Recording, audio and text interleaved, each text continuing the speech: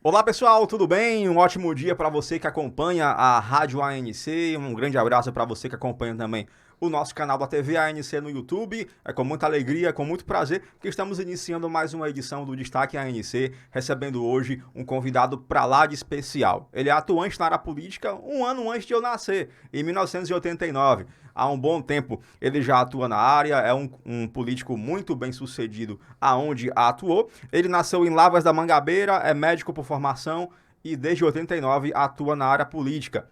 Ele já foi vereador aqui de Fortaleza e hoje exerce o cargo de deputado estadual. Eu tenho a alegria, o prazer e a honra de receber o querido deputado Heitor Ferrer. Seja muito bem-vindo. Opa, Robson, obrigado. Bom dia a você que nos convidou e eu agradeço a cordialidade. Quero abraçar aqui o Felipe, sem ele e sem o Máximo, Vitor, nós não estaríamos aqui a fazer essa gravação, portanto, estão dando esse suporte técnico. Muito obrigado e um bom dia e fica à sua inteira disposição. Maravilha, estamos ao vivo também no Instagram, instagram.com/a notícia do Ceará. E também estamos ao vivo para mais de 50 emissoras que compõem a maior rede de rádios do Norte e Nordeste. Deputado, a gente quer iniciar querendo saber um pouco como foi que o senhor começou, como foi que tudo começou na sua trajetória política. Olha, eu me formei em medicina e como eu fui formado por uma faculdade pública, uma universidade pública, eu fiz um pacto de que após a minha conclusão do curso, fiz a minha especialização na faculdade de medicina também Em qual área? e fiz em doenças tropicais. E então depois eu fiz um pacto, né, de que após a minha formação médica eu faria um atendimento na periferia, na população mais carente, porque era uma maneira de retribuir aquilo que foi feito por mim pelo pagador de imposto, né? E o imposto é pago pelos mais pobres e também pelos ricos. O mais pobre sente mais, porque ele não tem como economizar. Ele consome tudo comprando o seu dia a dia, não tem economia. Então, eu passei a fazer o atendimento no João Paulo II e fiz atendimento às tardes, né? E no sentido de compensar. É por isso que eu digo a meu filho, que é médico, eu digo, olha, seja bom com as pessoas mais simples, porque não foi teu pai que te formou médico. Quem te formou médico na Universidade Estadual do Ceará foram os contribuintes do Estado que todo mês você evitou de pagar R$ 10.000 numa faculdade privada. Portanto, seja bom com as pessoas que lhe procurarem e seja cordial sempre. Então, Maravilha. aí eu fui para a periferia, né, durante muito tempo, 5 anos, e despertei o interesse político aí. Porque eu via que eu solucionava o problema de um e de outro ali quando chegava para se consultar. Mas eu via que o problema era muito mais amplo. O senhor resolvia mais ou menos como assim? Eu resolvia o que tinha hipertensão, o que tinha diabetes, o que tinha infecção respiratória, eu resolvia uma infecção de pele, né? Uma micose, né? Resolvia porque passava o receituário e o remédio resolvia, Sim. né? Já o drama dessa sociedade pobre, carente de periferia, não é um problema médico, é um problema político, né? Essa sociedade pobre, miserável, que vive sofrida e abandonada e que continua, a solução passa pela política. Então, veio aí o interesse político. E veio embasado porque eles, na verdade, quando chegava em época de eleição, eles perguntavam a mim quem votar, né? E eu indicava alguém, né? Indicava, olha, fulano. Passou então a ter um interesse em me ajudar politicamente. Daí eu me candidatei, isso foi em 88, né? E fui eleito dentre 7 companheiros naquela época, PDT e PCdoB, nós fizemos 7 companheiros. E de lá para cá eu continuei na política. 4 mandatos de vereador e hoje no 5º mandato de deputado estadual. A gente acompanhou recentemente algumas declarações duras que o senhor fez a respeito de efetividade de alguns serviços do governo do estado, entre eles o caso das estradas, por exemplo. O senhor também fez cobranças ao atual prefeito de Fortaleza, o senhor José Sarto, a respeito de equipamentos de saúde fechados aqui na capital cearense. Com essas posturas e outras que não foram citadas aqui, a gente pode afirmar que Heitor Ferrer é um deputado de oposição? Eu faço oposição consequente, responsável, sem apostar no quanto pior melhor, sem apostar na terra arrasada, né? Eu preferia que a sociedade não precisasse ter deputados de oposição para cobrar os seus direitos. Mas esses direitos são tão aviltados, são tão negados, que tem que ter oposição para dizer ao governante, olha, você não está fazendo isso, e nós queremos que você faça isso, porque a sociedade tem direito de ter esse serviço. Quando eu falei nas estradas, eu falo com propriedade, porque não é possível, Robson, que uma estrada no Ceará, e isso é prática no Brasil inteiro, ela dure 3, 4 anos só. Se você vai em um país europeu... E olhe lá, né? As estradas são duráveis 20 anos, sem quase ter manutenção. Quando a manutenção é feita, essa estrada passa a ser completamente nova. E você não gasta o dinheiro público naquilo que não era para ser gasto. Por exemplo, o Ceará, de 2011 para cá, ele gastou 1.210 bilhões em recapeamento de estradas. Estradas que foram recapeadas no Cid Gomes, recapeadas no Camilo uma vez, no Camilo 2 vezes, porque foram 2 governos, e agora na Isolda. Então você pedir, por exemplo, como a Isolda está pedindo agora, 447 milhões de reais para recapear algo que não era para ser necessário recapear, isso é jogar dinheiro no lixo. A estrada ela tem que ser perfeita, segura, de alta qualidade, sem precisar o recapeamento, porque ela é feita para ser durável por 12, 16 anos sem se tocar nela. Depois de 16 anos, você pode até passar por reparos, por manutenção, mas não a coisa rotineira, onde você tirou isso ao longo desses anos, 1.210 bilhões de reais para recapear essas estradas, e tirou de onde? Da cirurgia de hérnia, da cirurgia de próstata, da cirurgia de catarata, da cirurgia de coração, das cirurgias de recomposição do intestino, que a pessoa tem uma colostomia, onde faz suas necessidades em um saco. E isso tudo era dinheiro que era para solucionar esses problemas. E você tira daqui para usar em estradas que não era para ser mantida naquele período. Elas eram para estar em perfeito estado. Né? Então, o estado do Ceará, de 2 bilhões e 500 milhões, 1.210 mil reais foi para recapeamento. Isso é inaceitável. Eu tenho dito que isso é um sorvedor de dinheiro público, que é trazer o gasto desnecessário em algo que não era para se gastar. Né? Então, eu faço essa crítica ao governo e faço com consistência, e isso é incontestável, não há o que se contestar. Basta ver a situação das estradas assassinas que nós temos no estado do Ceará, porque estão cheias de buraco, as pessoas desviam do buraco para bater frontalmente com o carro que vem em sua direção contrária. Isso é o que eu digo sempre, que corrupção mata nas estradas também. Porque essas estradas são mal feitas, porque muitas vezes o preço que efetivamente é pago não corresponde à qualidade dela. Sem dúvida. Recentemente o senhor mudou de partido, o senhor mudou do Solidariedade para União Brasil. Qual foi o motivo? O motivo é que o Solidariedade praticamente subiu aqui no estado do Ceará, né? O deputado Genesias, ele se filiou a um outro partido, o filho dele vai se candidatar para um outro partido, e o Solidariedade não tem quadro para disputar a eleição. Então, me sobrou União Brasil, que é um partido que me colocou um tapete azul para eu pisar, me convidou, e eu estou muito satisfeito em estar só por curiosidade, no União Brasil. Só curiosidade, por que tapete azul? Porque o tapete azul é a cor do meu partido agora. Ah, entendi. O União Brasil, a cor dele é azul, e é a cor que eu mais gosto, é o azul. Ah, maravilha. Então eu estou lá e vou disputar uma eleição, sou pré-candidato a deputado estadual, e a Deus querer, possamos fazer uma boa bancada para dar sustentação ao governo, né? Ou ter uma oposição que ela tenha mais representatividade. Agora, eu digo sempre o seguinte, se eu um dia der apoio ao governo, é um apoio crítico, porque eu jamais daria um apoio ao governo onde eu saísse da condição de representante popular para ser representante de governo.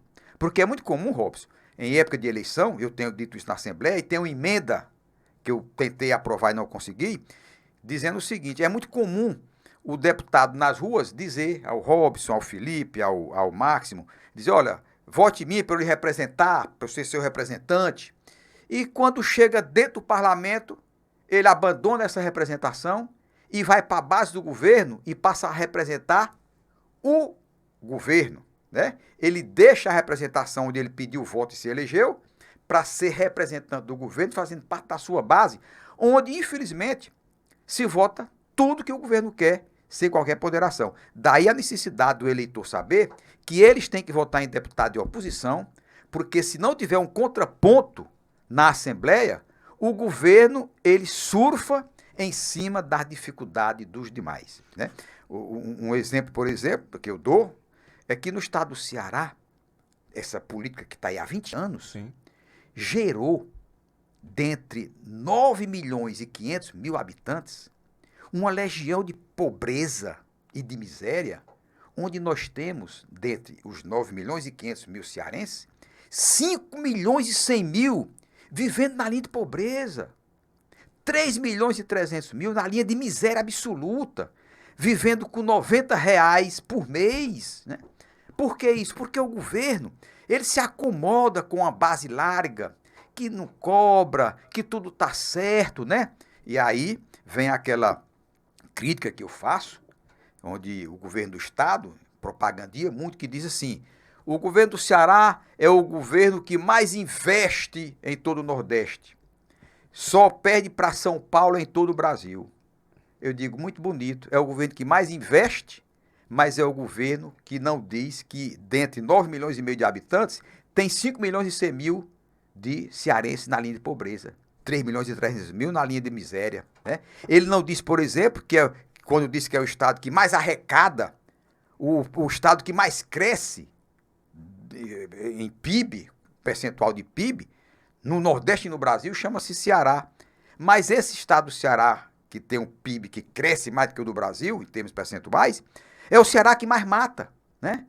Chegou-se em 2020 a 4.020 homicídios no ano, né? Isso é um estado de guerra civil, ou de guerra, né? Onde as pessoas se matam e se morrem num estado que é o que arrecada mais, é o que tem o melhor PIB do Nordeste e do Brasil. Qual a consequência prática de um PIB grande, que é o Produto Interno Bruto, diante de uma FIB que não existe, que é a Felicidade Interna Bruta, né? Então, só compensa aumento de PIB com aumento da FIB. E PIB elevado, com FIB elevada, que é a Felicidade Interna Bruta, que é a felicidade que todos nós almejamos, para nós e para os nossos conterrâneos que vivem nas periferias das cidades de Fortaleza e o resto do Ceará. Falando nessa parte de violência, a gente recebeu recentemente o deputado estadual Tony Brito. E ele falou pra gente algumas vezes durante a entrevista que ocorre hoje dentro do governo federal uma espécie de negacionismo em relação à segurança. O senhor concorda com ele? Que ele disse o quê?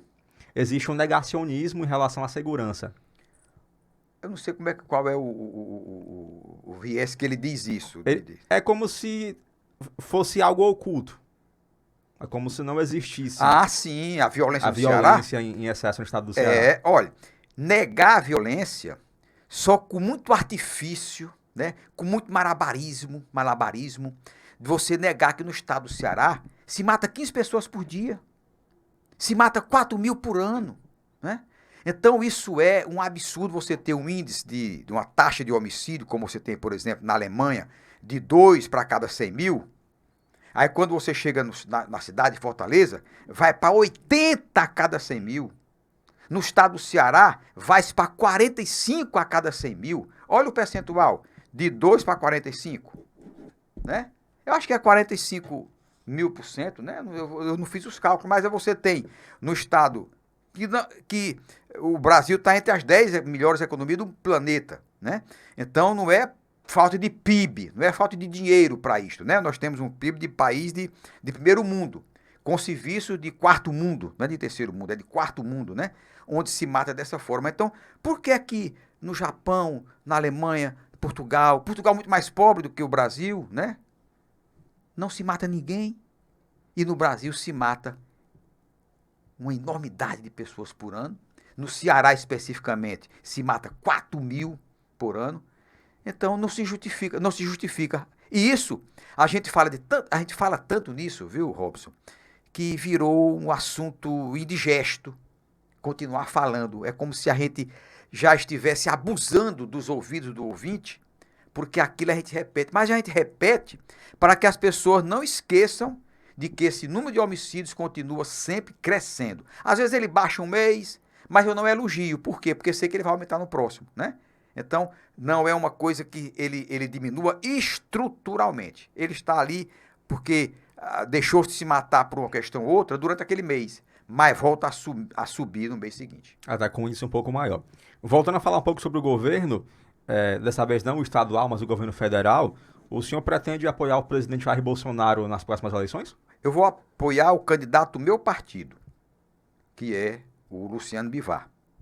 A agremiação, tendo partido, ele se obriga a votar no candidato do partido dele, né?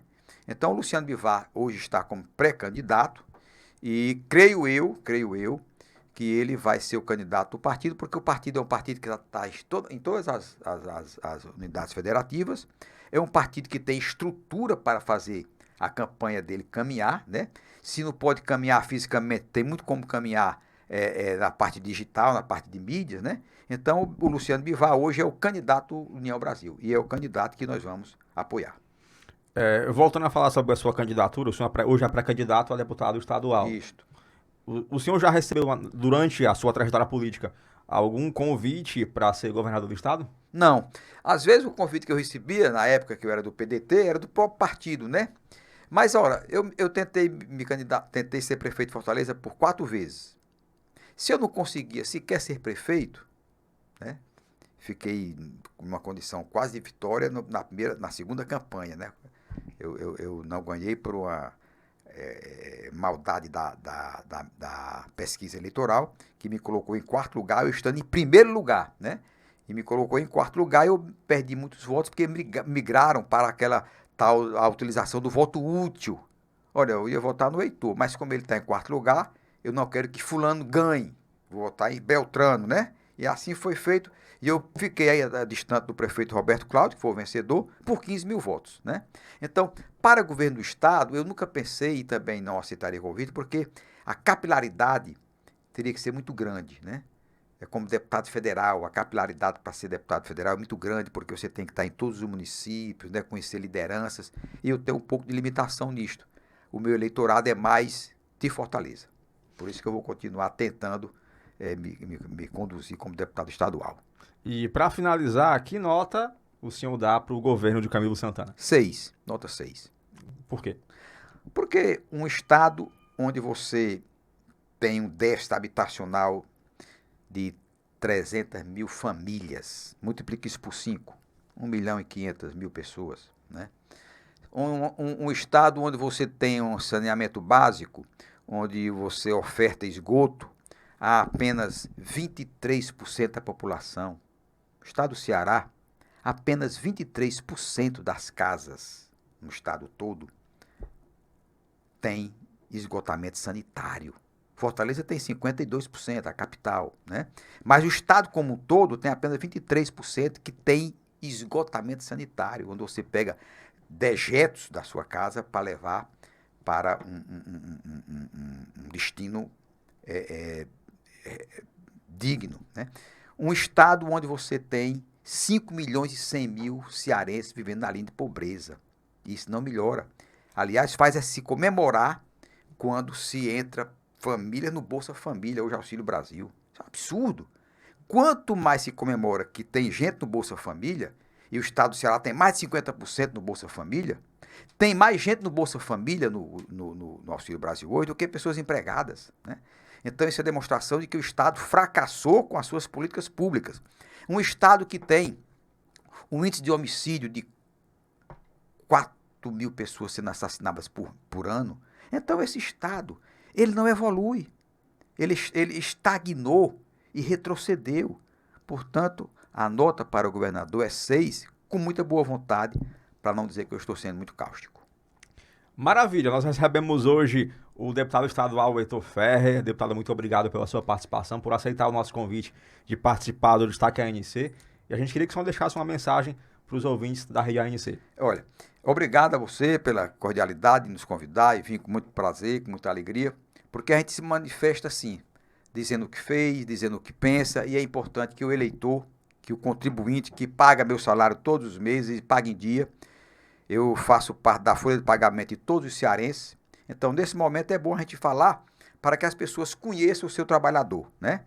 E nesse período de pré-campanha, vai aqui um recado para os que nos ouvem, é que o eleitor, o cidadão, a cidadã, são os protagonistas das mudanças.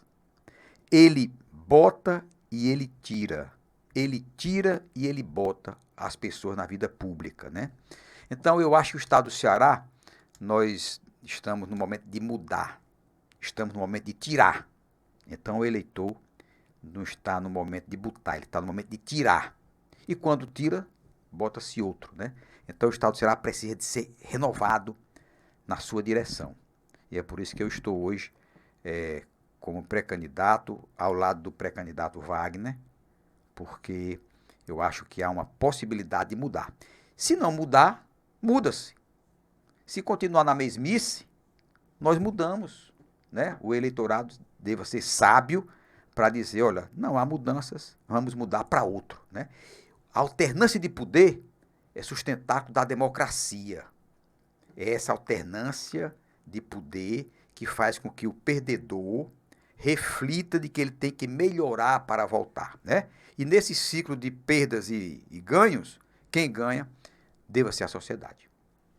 Muito bem, eu sou Robson Nogueira, estamos agora no ponto final, aqui em mais uma edição do programa Destaque ANC. Muito obrigado a todos que acompanharam, que curtiram, que compartilharam. Deixe o seu like, se inscreva no nosso canal e clique no sininho para ativar as notificações. Um abraço a todos e até a próxima.